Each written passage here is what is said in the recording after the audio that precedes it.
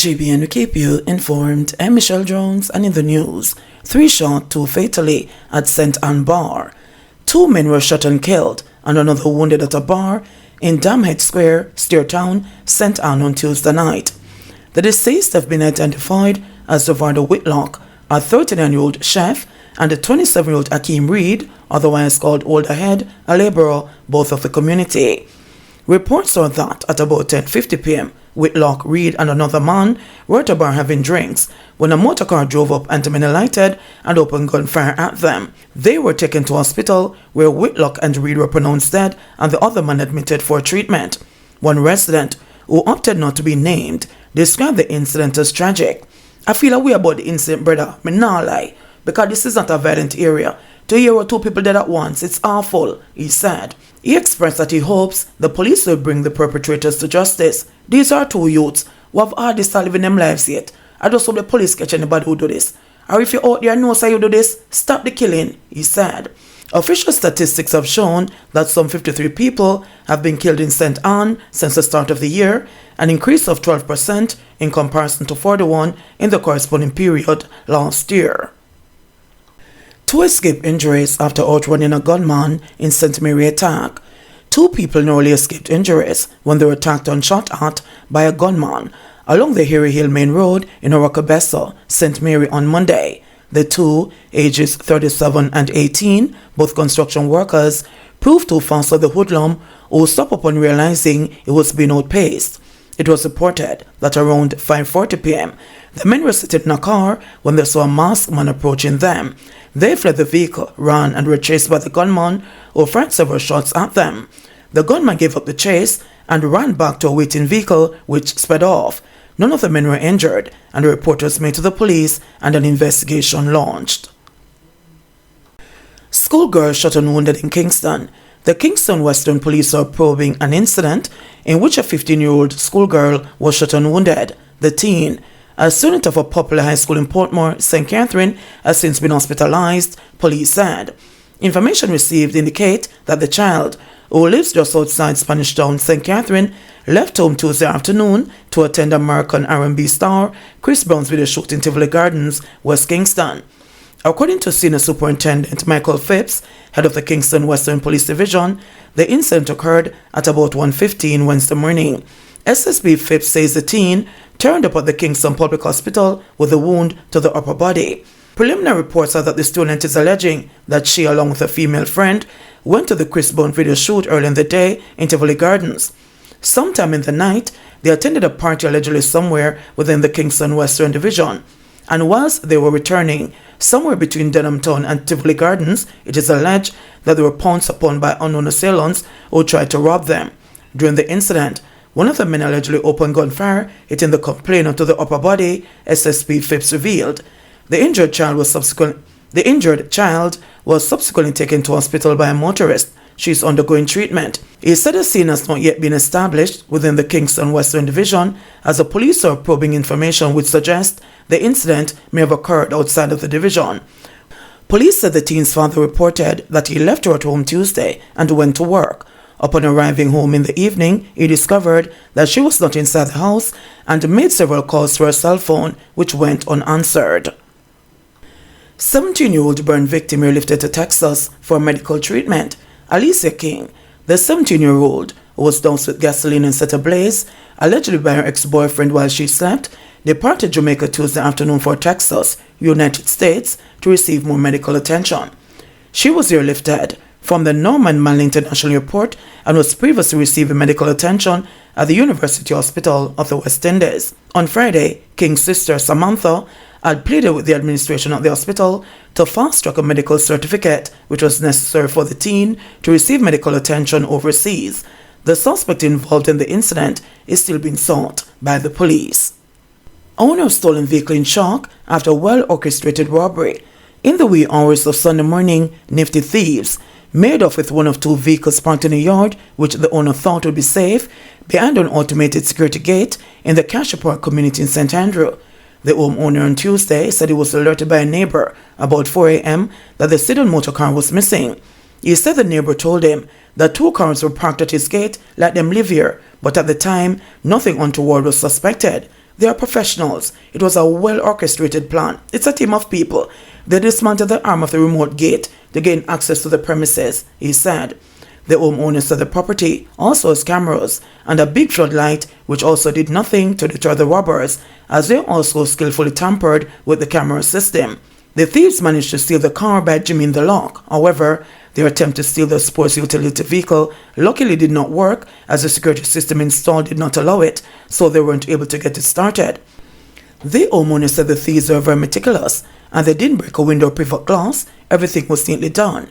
He said the only evidence that anything was amiss was the key barrel that they dug out.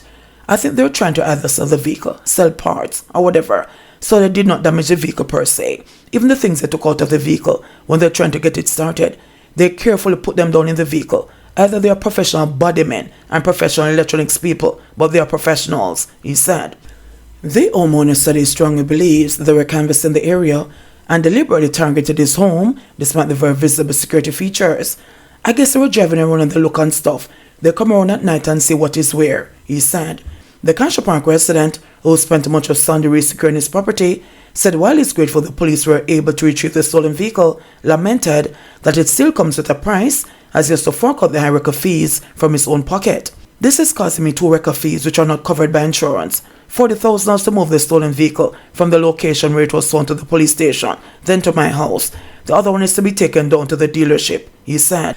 The distraught homeowner is suggesting that the police do more patrols in the area to deter other would-be robbers. The police need to do more patrols and stuff like that.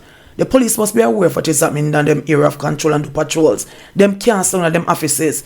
Them have to come out and just drive through the areas.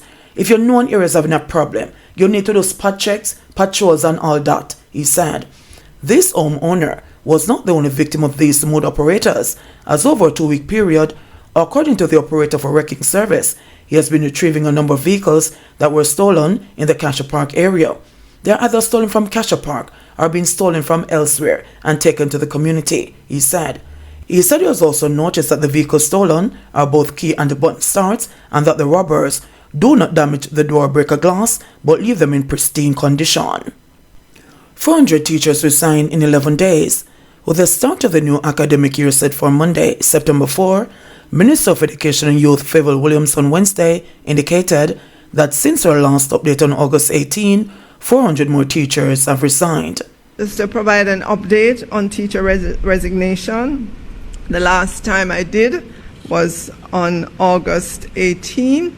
At that time, I presented that for the period January to September 2022, there were 1,538 resignations, and for the period January to September 2023, there were 427. Those were the numbers presented on August 18.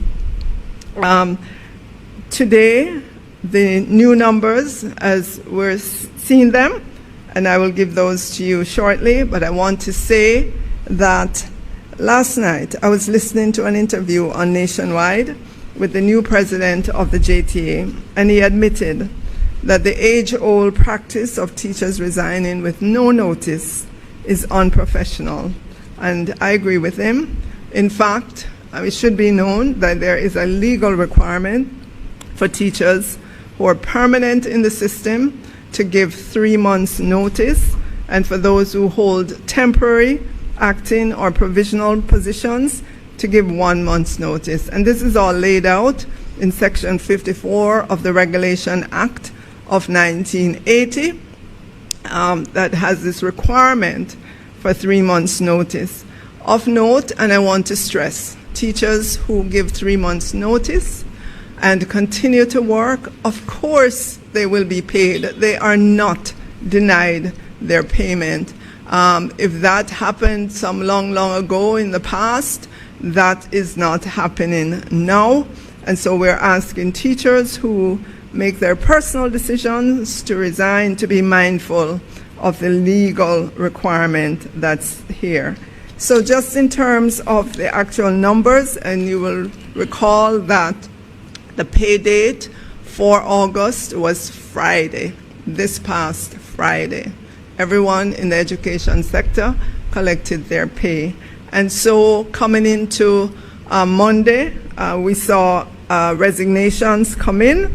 And if we compare again for the same period, January to September, as of yesterday, the number of resignations, the total would be 854, still a 44% decline from what we saw in the January to September period of 2022. Ahead of the school year, obviously getting notice here a few days before school opens, I can fully understand the uncertainty of our principals or boards across Jamaica, but that is why at least 2-3 weeks ago we sent to our schools a number of different strategies for them to use to help with the recruitment process. Boards were given pre-approval to make early recruitment decisions. They were given approval to engage part-time teachers, to engage retired teachers, to engage pre-trained graduate teachers, to engage final year student teachers, to redeploy underutilized staff, to merge small classes, to use blocked timetable approach, to increase the use of information communication technology in the classroom. And we have providers who have been piloting their projects, and we are excited about the twinning of technology in the virtual space with our students in the physical space. We also reminded our schools that there are a number of recorded lessons, 1,238 recorded lessons that are there.